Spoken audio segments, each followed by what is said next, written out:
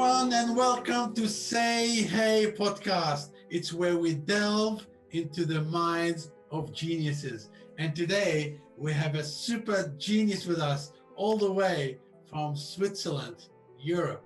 My name is Hassan Yunus. And my name is Sarifa Alonto Yunis. When you said that there is no more boundaries, I think with this COVID-19, it's a very challenging time for everyone, especially in the education sector. And when you say that this COVID-19, this pandemic, transition us into no boundaries.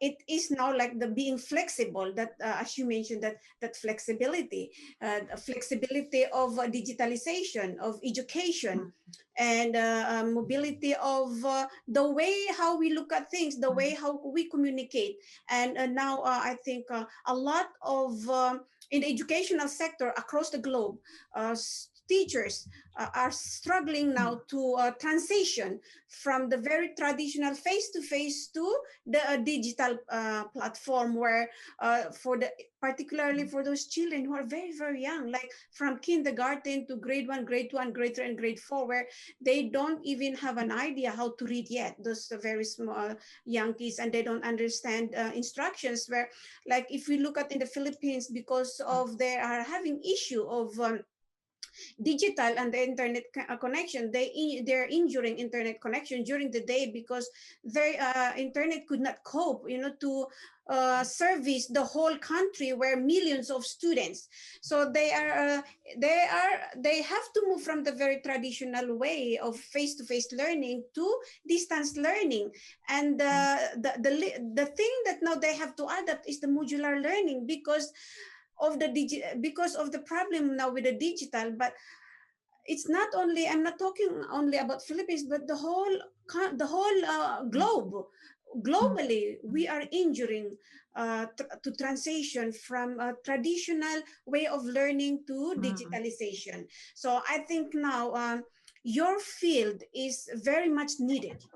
And I'm sure that the audience are very eager to learn more about this mobility, digital mobility, and education, particularly in education. That is now the greatest challenge now in the universities, in the schools, is the education. How to transition. Yeah. So many schools, countries are struggling to transition smoothly.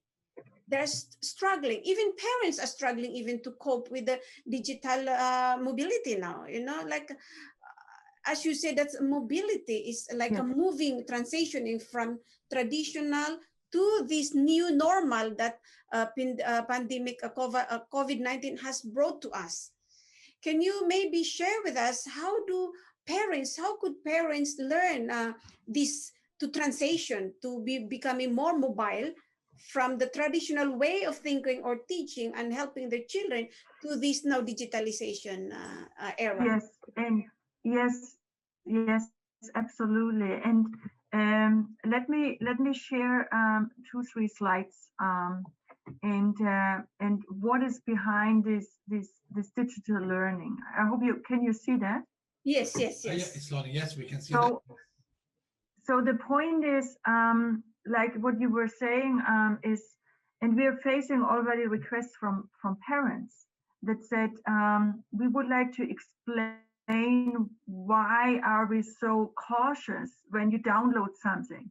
Why are we cautious and concerned when our kids talk about new chat rooms, when they play Fortnite, when they go into the gaming space, right?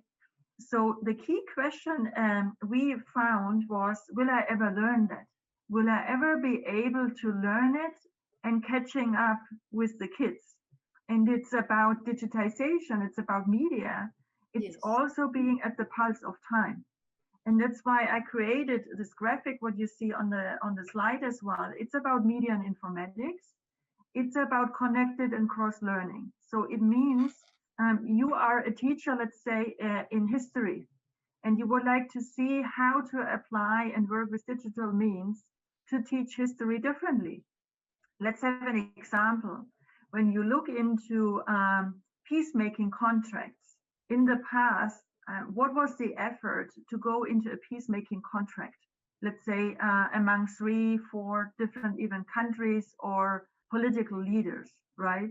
What would happen if you design that as a blockchain contract, and suddenly you are, as a teacher, you as the expert in peacemaking and what does it mean to overcome conflicts, but you make use of digital means, right? And this is why I call it connected and cross learning. It's about connecting what you have, the expertise you have, and then bring that together with, and I call it very specifically, social digital skills.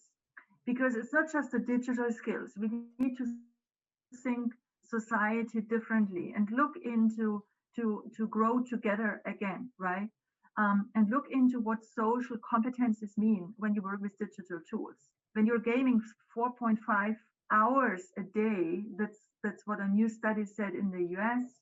Kids are online 4.5 hours a day.